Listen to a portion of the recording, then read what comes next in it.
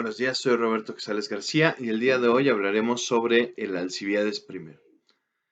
A pesar de que es uno de los textos más relacionados con la estancia en Megara y de que en la antigüedad no se puso nunca en tela de juicio su autenticidad, convirtiéndose incluso en el prototipo de diálogo ficticio entre Sócrates y Alcibiades, existen muchos estudiosos como Schleiermacher que impugnan su origen, eliminándolo del catálogo de obras auténticas de Platón. Se trata pues de una cuestión espinosa, la cual termina por dividir la opinión de los especialistas. Con todo y esto, las ideas que se presentan en este diálogo resultan bastante sugestivas al momento de articular y comprender la propuesta antropológica del ateniense.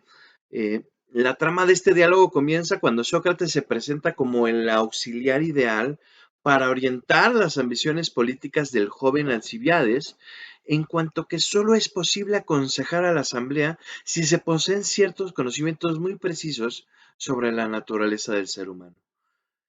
De ahí que las ideas primero sirva de antecedente para su república, en particular para sentar el ideal platónico que vincula el quehacer filosófico con la política. Para Platón, en efecto, la filosofía no es ajena a la realidad social y política de su época.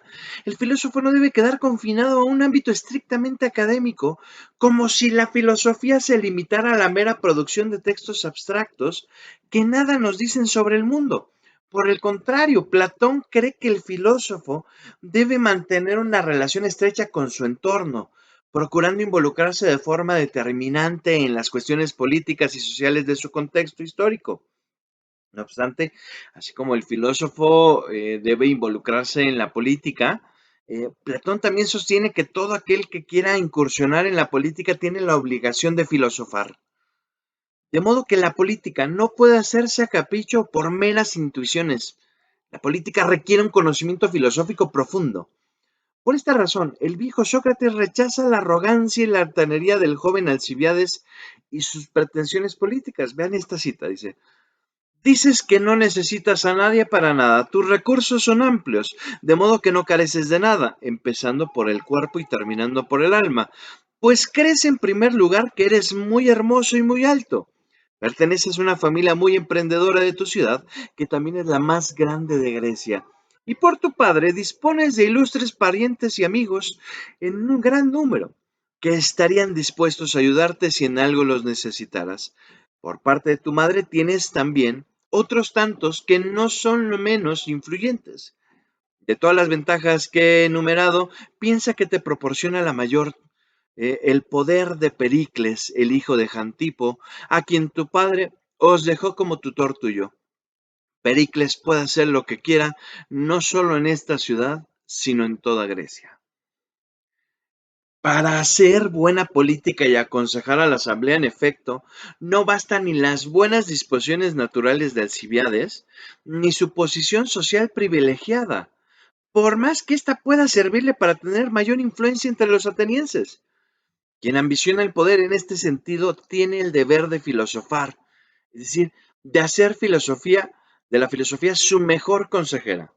Vean este otro pasaje. Dice: porque de la misma manera que tú tienes la esperanza de demostrarle a la ciudad que lo vales todo para ella, y de esa manera conseguirás al punto plenos poderes, también yo tengo la esperanza de ser muy poderoso a tu lado, demostrando que para ti lo valgo todo, hasta el punto que ni tu tutor, ni tus parientes, ni persona alguna son capaces de conseguirte el poder que deseas, excepto yo, con la ayuda del Dios, por supuesto.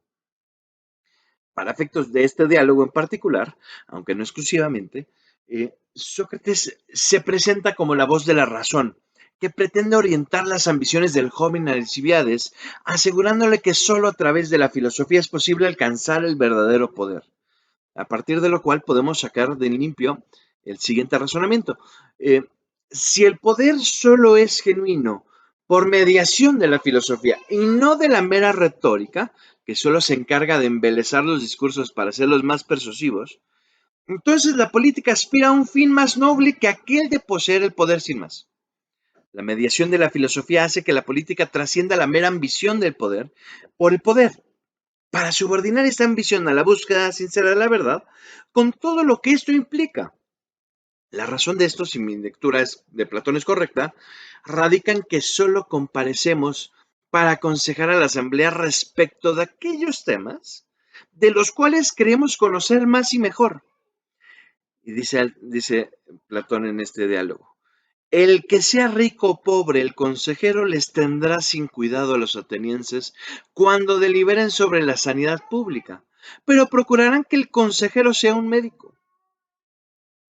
Si se busca al médico para hablar de salud pública en consecuencia, es porque creemos que éste conoce qué es lo mejor al respecto y por tanto consideramos que su consejo es realmente valioso.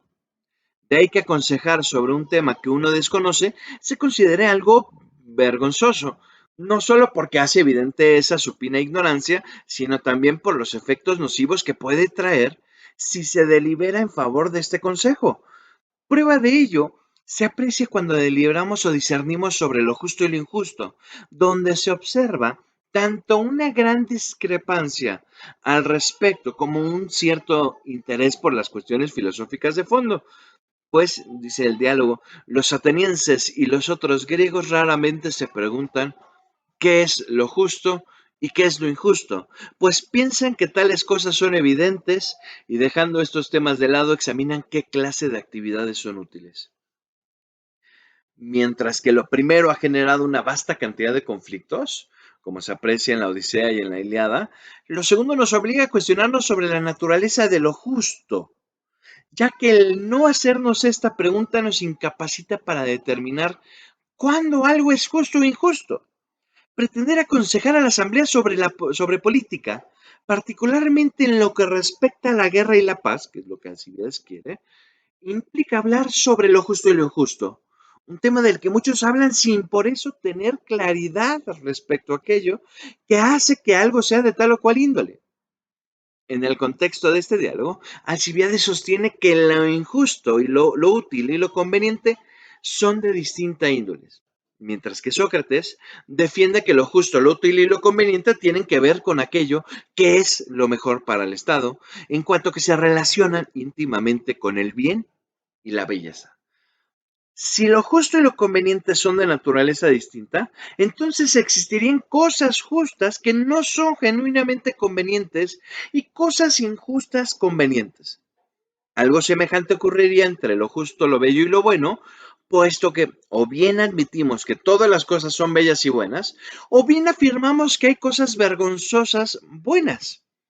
Si una acción es mala cuando produce un mal y buena en tanto que produce un bien, y al mismo tiempo se afirma que es hermosa en cuanto que es buena y fea en cuanto es mala, dice el diálogo, luego, cuando llamas hermosa la ayuda a los amigos en el combate, pero mala en cuanto que se considera la muerte y a las heridas como tal, no haces otra cosa que calificarla de buena y mala a la vez.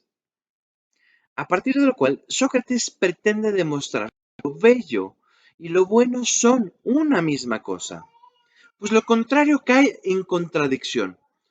Una misma acción sería no solo buena y mala a la vez, sino también bella y vergonzosa, lo cual es absurdo, razón por la cual solo queda reconocer que lo justo es bello y que lo bello es bueno. Este razonamiento, si mi lectura de las Alcibíades primero es correcta, se puede resumir de la siguiente forma. Si una acción es justa, entonces es bella. Y si es bella, entonces es buena. Y si es buena, entonces es provechosa. De modo que, dado que todo lo justo es bello, se sigue que lo justo es provechoso. Entonces, si alguien se levanta para aconsejar, sea a los atenienses o a los del Pepareto, creyendo distinguir, dice el texto, lo justo de lo injusto, afirma a veces que las acciones justas son malas. ¿Qué otra cosa haría, le pregunta Sócrates, sino reírte de él, puesto que tú mismo afirmas que lo justo y lo provechoso son una misma cosa? Al discernir entre lo justo y lo provechoso, y lo conveniente, concluyendo que ambas son una misma cosa, se afirma también que el político no debe ser ajeno a lo justo y lo bueno, en cuanto que éste busca aquello que es lo más conveniente para la polis, esto es, lo mejor. ¿Por qué entonces podríamos creer que lo justo no es lo conveniente, cayendo en la contradicción señalada por Sócrates? Si nuestra intención es aconsejar sobre lo que le conviene al Estado, recomendando aquello que consideramos que es lo mejor, cosa que se persigue cuando se da cualquier opinión sobre política, ¿no acaso deberíamos evitar este tipo de contradicciones? Quien aconseja sobre un tema que ignora acorde con Platón, si es que Platón escribió este texto, tiende a contradecirse, cambiando constantemente de parecer, como se aprecia en el siguiente pasaje. Vean esta cita de el Alcibiades.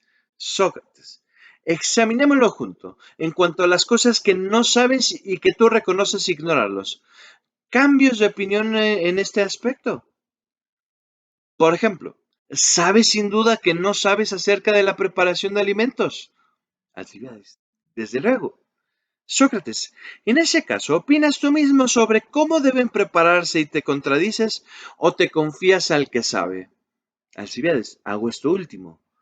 Sócrates, ¿y si navegaras en un barco, opinarías que hay que mover el timón hacia adentro o hacia afuera? Y por no saber, ¿cambiarías de opinión o te confiarías en el piloto y te quedarías tranquilo? Alcibiades, me confiaría el piloto. Sócrates, luego no te contradices en las cosas que ignoras si efectivamente sabes que las ignoras. Alcibiades, claro que no.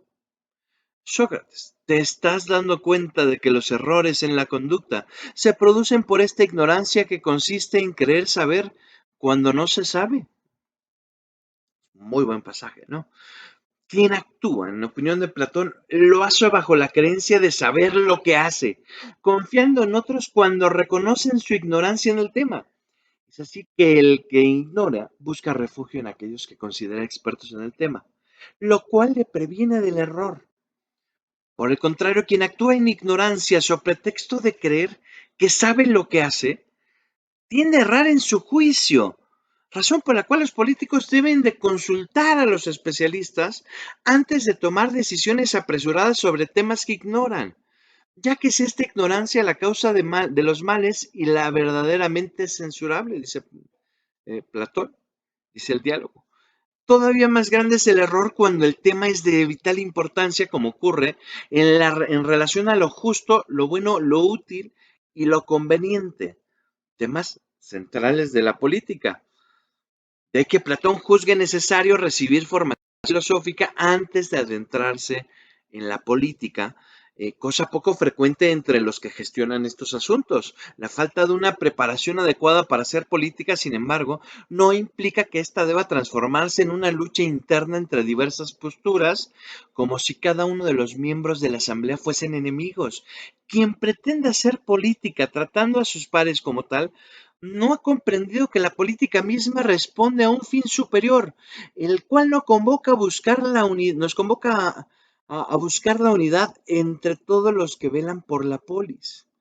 La vida pública exige hacer comunidad y no una lucha interna por el poder.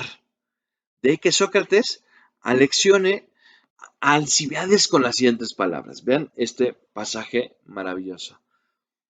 Sócrates, escucha, si proyectaras gobernar un tirreme para entrar en combate, ¿te bastaría con ser el mejor piloto de la tripulación? O además de estar convencido de que esta condición es fundamental, pondrías tus ojos en tus verdaderos rivales y no como estás haciendo ahora en tus compañeros de lucha?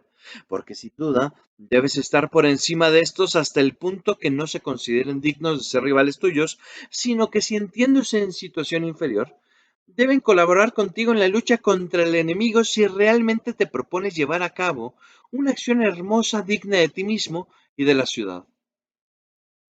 El político, en consecuencia, acorde con este diálogo, no debe centrar su talento en acabar con la oposición, como si la vida pública se redujese a una burda pugna con por el poder.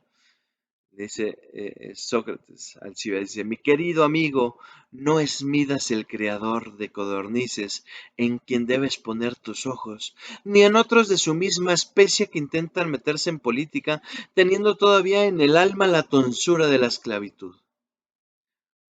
Para incursionar en la vida pública uno tiene que estar bien dispuesto y preparado para asumir su figura con belleza y bondad, lo cual implica dignificar su cargo con una adecuada formación y reflexión sobre aquello que conviene al Estado. Así, si la política versa sobre aquello que es lo mejor para el Estado, aspirando a la virtud, no queda más que reconocer que su fin último es el bien de todos aquellos que conforman la polis. El buen gobierno de la ciudad, en consecuencia, no puede ser ajeno a la justicia, pues el buen político es el que cuida correctamente la polis para que cada uno de los ciudadanos sea mejor.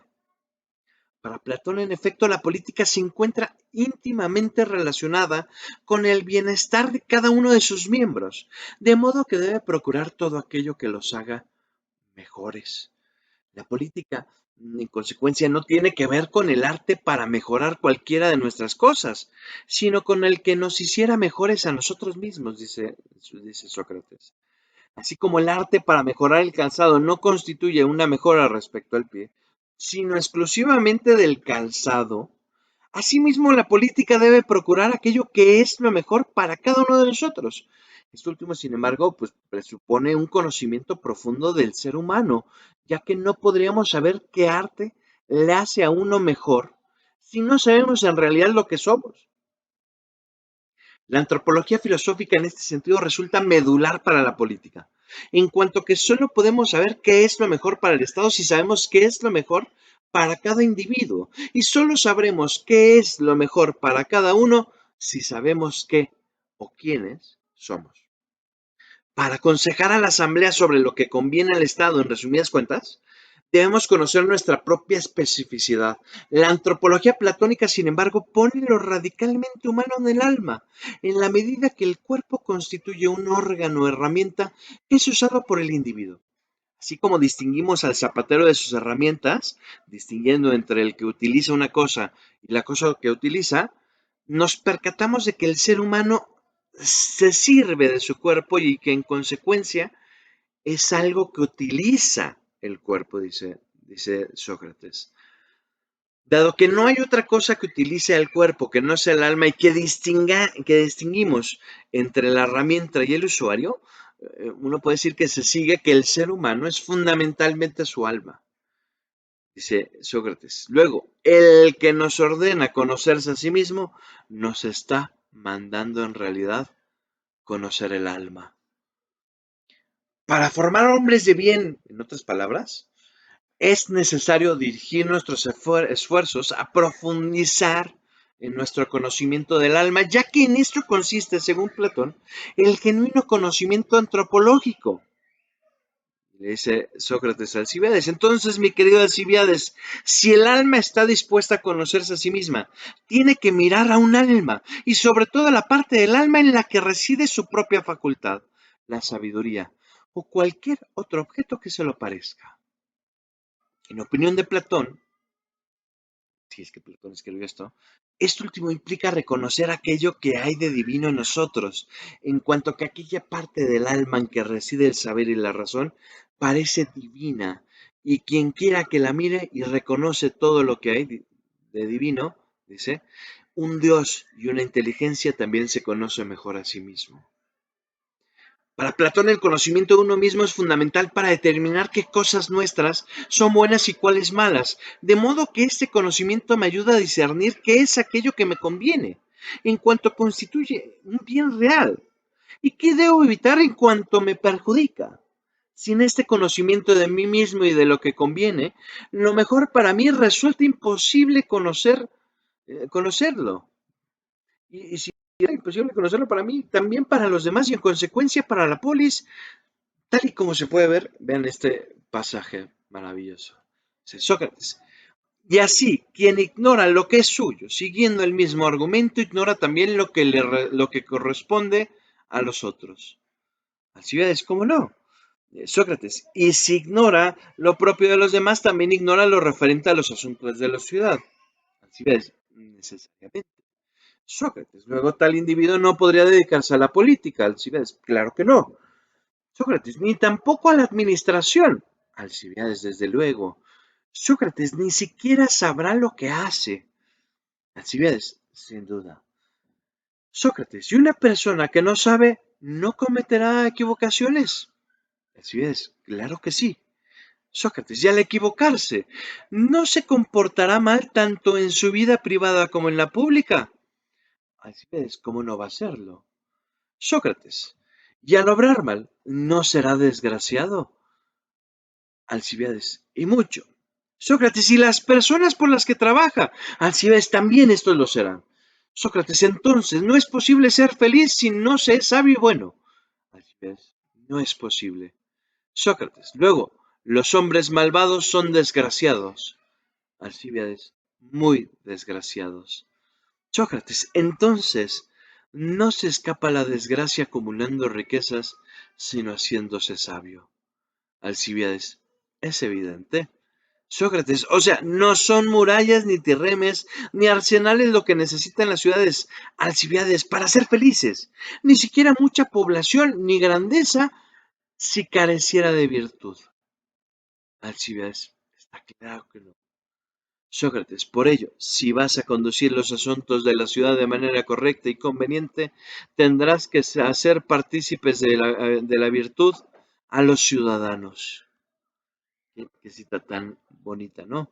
Dice, dado que esto último no es posible si uno mismo no es virtuoso, se sigue que el que quiera hacer política efectiva, es decir, orientada a la consecución del bien común, debe poseer antes la virtud. Solo un político virtuoso puede conducir a la polis a la virtud, razón por la cual le aconseja a Alcibiades prepararse no para un mando y un poder con los que puedas hacer lo que quieras contigo y con la ciudad, sino para la justicia y la sabiduría.